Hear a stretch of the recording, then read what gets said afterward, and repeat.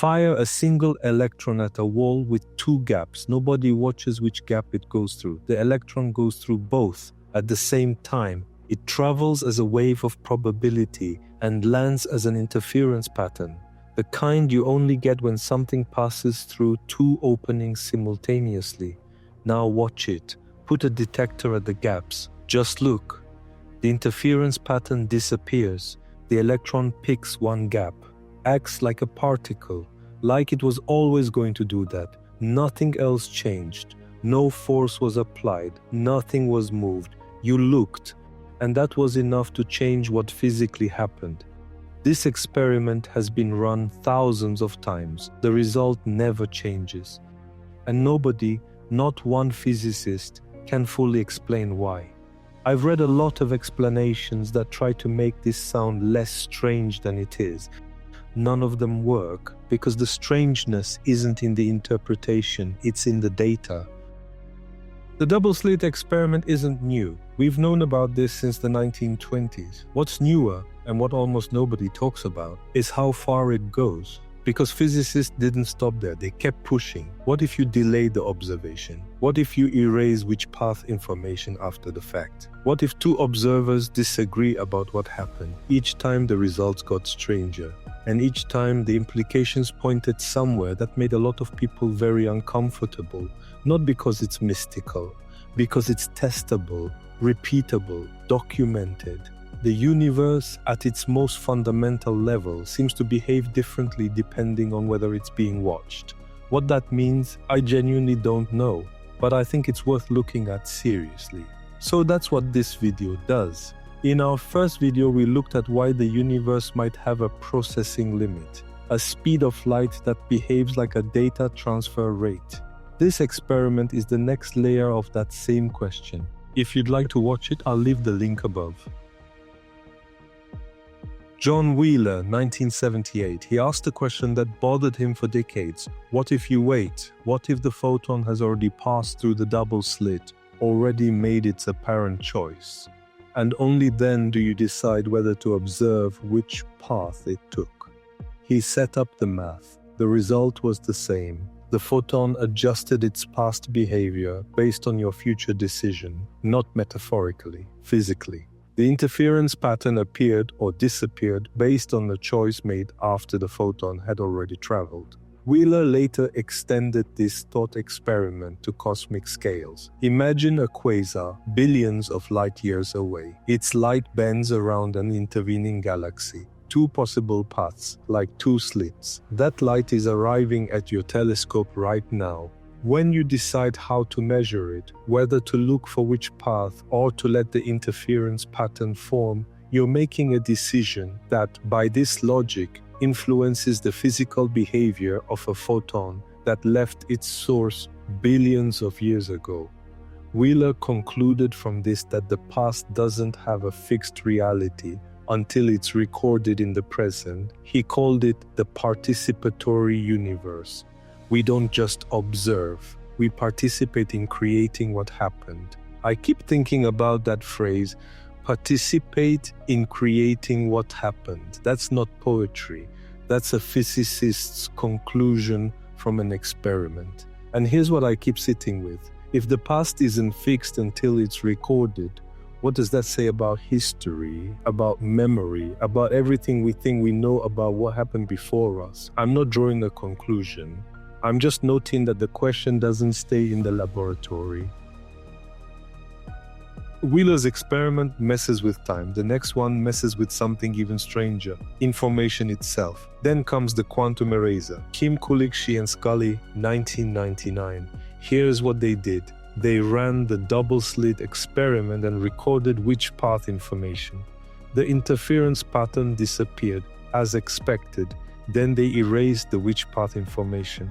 The interference pattern came back. The photon somehow responded to whether the record of its path existed, not to whether it was actively being observed. Information, not attention, not consciousness, the existence of information.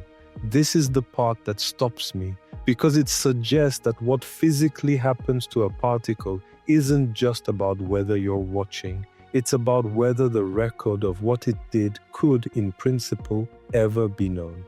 The universe seems to behave differently depending on whether a fact about it is knowable.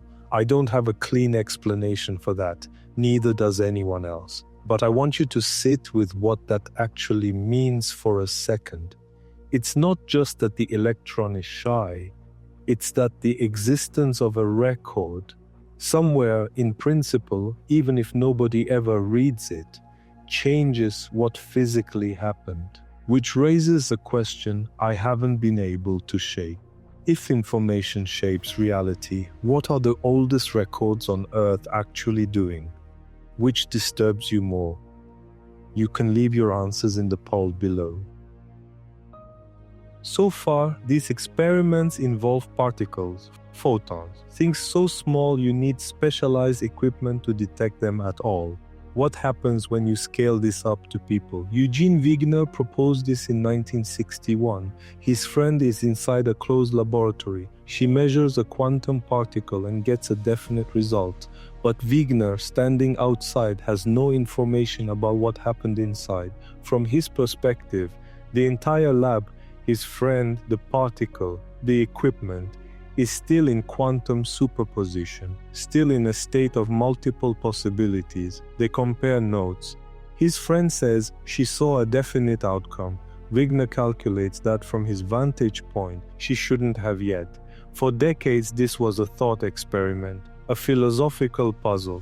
Then in 2019, a team at Teotihuacan University in Edinburgh actually ran it. Using 6 entangled photons, they created 2 separate laboratories with 2 separate observers measuring the same system. The result? Both observers were correct. Both saw definite, valid outcomes that are mutually contradictory. The paper was published in Science Advances. The conclusion was careful, technical, and devastating. If you hold to both locality and free choice in measurement, then quantum theory cannot be interpreted in an observer-independent way. There is no single objective reality that both observers share. I want to be precise about this. This isn't a claim that reality is subjective in some vague philosophical sense. It's a specific experimental result with specific mathematical constraints. The observer's realities don't just feel different, they're physically incompatible. That's not mysticism. That's a peer-reviewed experiment from 2 years ago that almost nobody discussed outside of physics journals. I genuinely don't understand why this didn't get more attention. If a biology paper came out proving that 2 people in the same room could have incompatible experiences of the same event and both be right, it would be front-page news for a week. This result is more fundamental than that. And it landed almost silently. That alone is worth thinking about. Wigner's result says 2 observers can have incompatible realities. The next experiment says 2 particles can share a reality across any distance instantly with no signal connecting them. Einstein hated quantum entanglement, not because he didn't understand it, because he understood it well enough to see what it implied. 2 particles interact and become entangled. Then you separate them, measure one. Instantly, the other one responds, regardless of the distance between them. No signal, no communication, just instantaneous correlation. Einstein called it spukhafte Fernwirkung, spooky action at a distance. He spent years trying to show it was wrong, that there must be some hidden variable, some underlying mechanism that just looked random from outside. In 2022, Alain Aspect, John Clauser, and Anton Zeilinger won the Nobel Prize in Physics for definitively proving there isn't. There are no hidden variables. The connection between entangled particles isn't carried by anything. It just is. Einstein was wrong about this one. The universe allows for instantaneous correlations across arbitrary distances, and we have no mechanism to explain it. We just know it happens. Einstein called it spooky because it violated everything he believed about how the universe was structured. I find it more interesting that he was so bothered by it. A man who rewrote physics twice spent the last decades of his life trying to prove this one result was wrong. He failed. But the question he was really asking, what does it mean for two things to be connected without any mechanism connecting them? That question is still open. All of this happens at the subatomic level, which raises an obvious question: does any of it matter at the scale of a living thing? It turns out yes. Here's the thing about quantum effects. For a long time the assumption was, yes, they're real, but they only matter at subatomic scales. The moment you get to anything warm, wet, or messy, like a living cell, the quantum effects collapse too fast to do anything useful. That assumption is now wrong. Photosynthesis uses quantum superposition. Plants.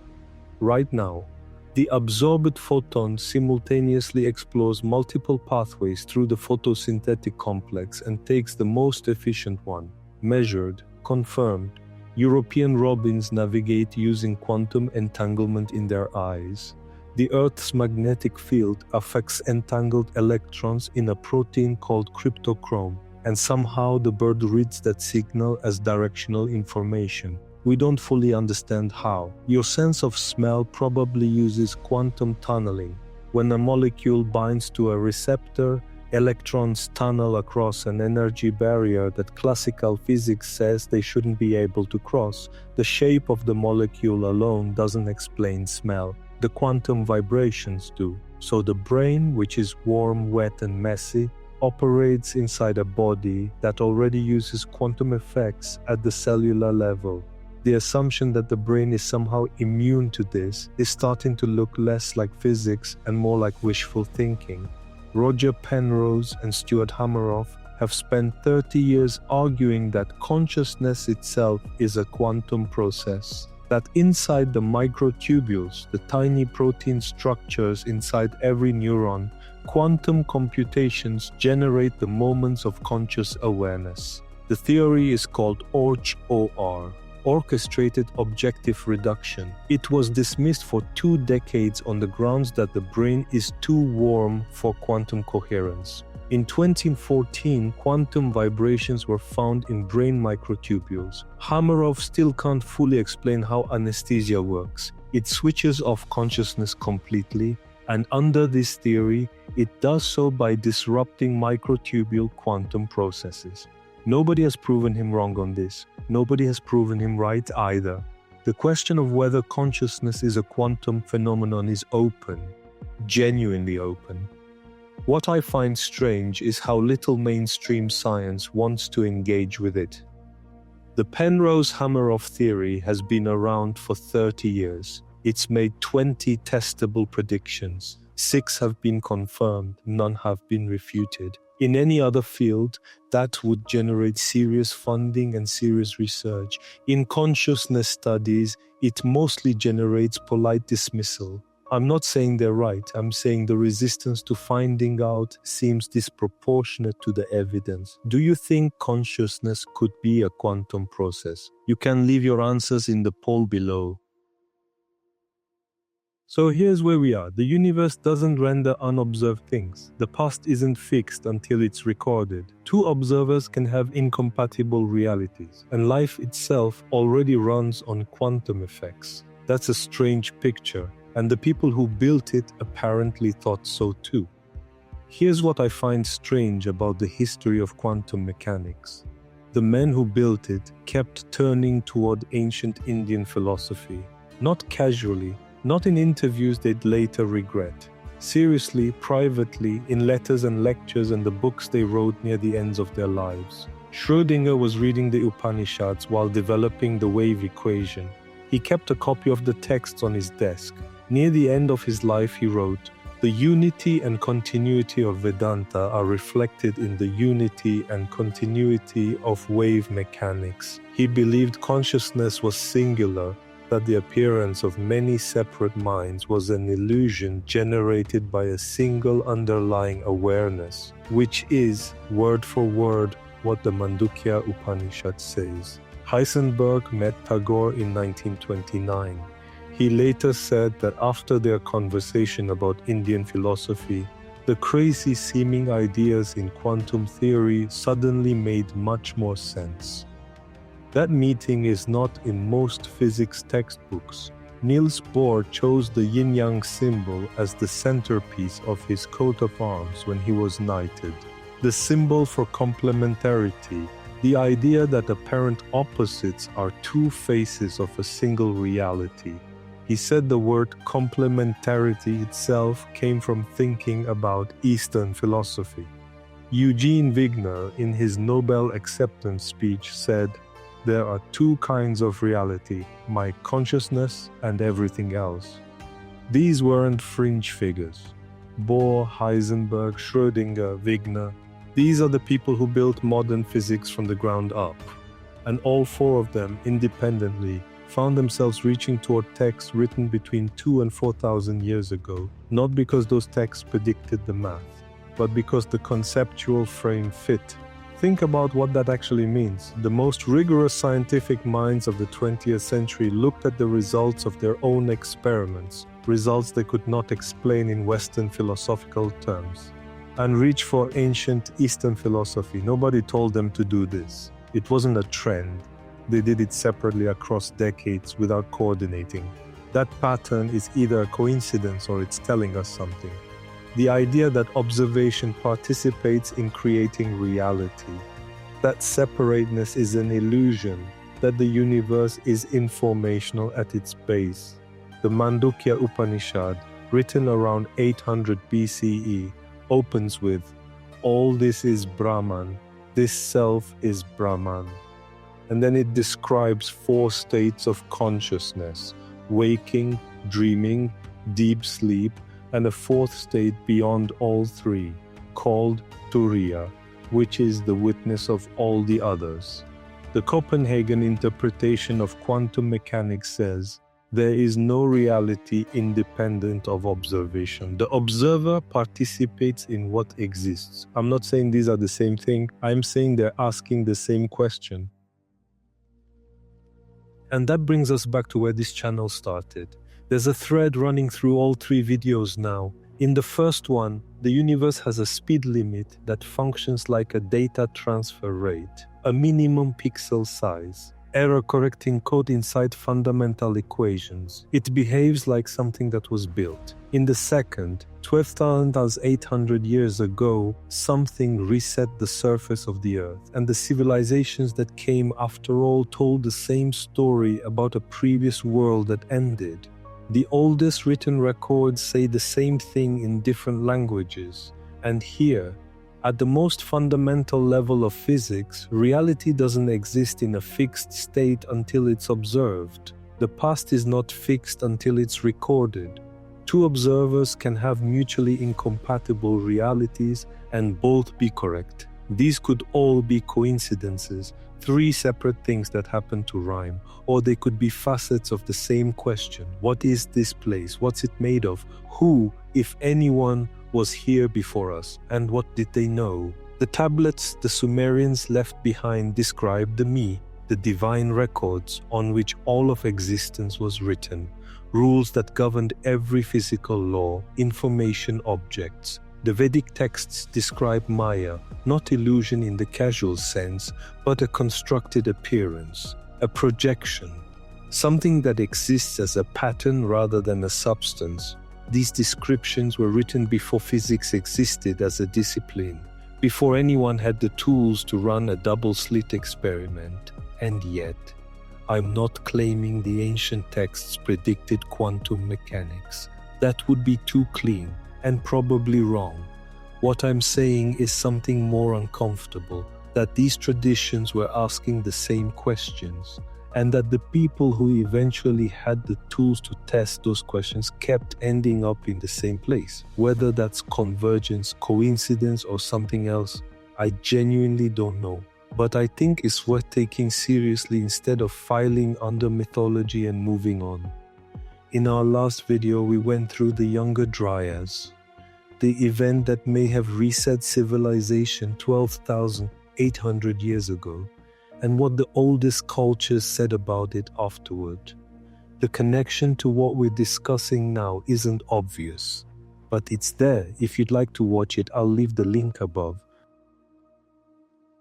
If you've stayed with me through 3 of these, you probably have more questions than when you started. That's the point. I post a new video every week. Some of them are about physics, some are about ancient texts, some, like this one, are about the uncomfortable places where those two things point at each other. If that's the kind of thing you want to sit with, subscribe. The next one is already being built. Here's where I actually am with this. The physics is real. The double-slit experiment is real. The delayed choice experiment is real. The Wigner's friend result is real. These aren't interpretations, they're data. What the data means is genuinely open. There are physicists who think it means nothing strange, that we just need a better language to describe what's happening without invoking observers at all. There are others who think it forces a radical rethinking of what existence is. What I can't get past is this: the 4 people who built quantum mechanics from scratch all independently found themselves reaching for a 2,000-year-old philosophical framework from the other side of the world. That might mean the framework was a good early approximation. That ancient thinkers, working from pure introspection, stumbled towards something that later turned out to be partially right. Or it might mean something else, I don't know which. But the tablets are the oldest data we have, and nobody is reading them carefully enough. After watching this, what do you think the observer effect actually tells us? You can leave your answers in the poll below. The topic we'll explore in the next episode, Teotihuacan, the 3rd largest pyramid complex on Earth. Nobody knows who built it, nobody knows what it was for. And in 2015, archaeologists found something underneath the main temple that nobody expected, a lake of liquid mercury. We've now looked at the universe's processing limits. We've looked at the event that resets civilization. And we've looked at what quantum physics says about the nature of reality. Next, we go to Mexico. And we ask why the most precisely engineered ancient city on Earth was built directly over a substance that has no business being there.